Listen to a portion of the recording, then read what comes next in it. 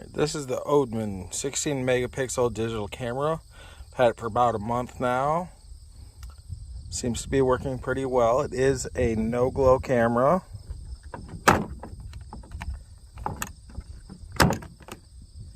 I'll open it up here. It is an 8 battery system with a little color viewer there.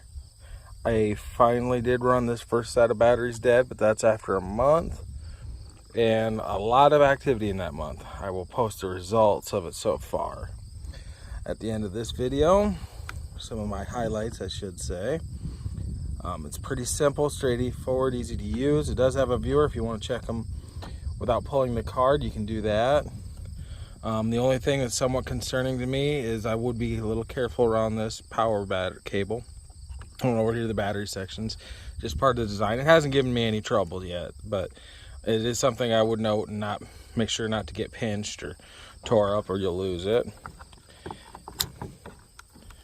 The color does lend itself nicely to be hidden. I like this color. It blends in very well in the tree bark. A lot of the cameras are brighter green and stuff like that, and tree trunks aren't green. Leaves are, sometimes we get some moss on there, but this is more of a natural color for most of the trees that I'm around.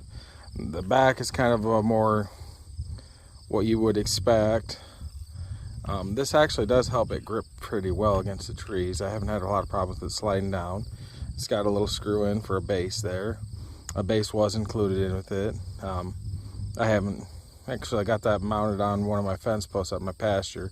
This is where I can kind of put a permanent mount, but I've used it a couple places so far. And so far, I'm very pleased with it. For the money, this is a good buy. I've had a couple cameras that turned out pretty well. I had one that was just a dud. You can check that out in my other videos. One to stay away from. This one, if you're happy with the quality of the pictures, I am. I'm very pleased with it. It's not as compact as some of the minis that I've been using, but it's still pretty small, pretty light, and it does blend in pretty well. The flash doesn't seem to be as bright as some of the other cameras. I'm not sure if it's completely invisible to wildlife. I don't think it probably is, but it doesn't seem to bother them as much as some of the other cameras that I've had. So overall, I would rate this as go ahead and buy it. If you're looking for a camera, you like the specs, you're happy with the pictures that it'll do, I'll post mine, give you an idea what they are, but no complaints with this one so far. So I'm going to call this one a winner.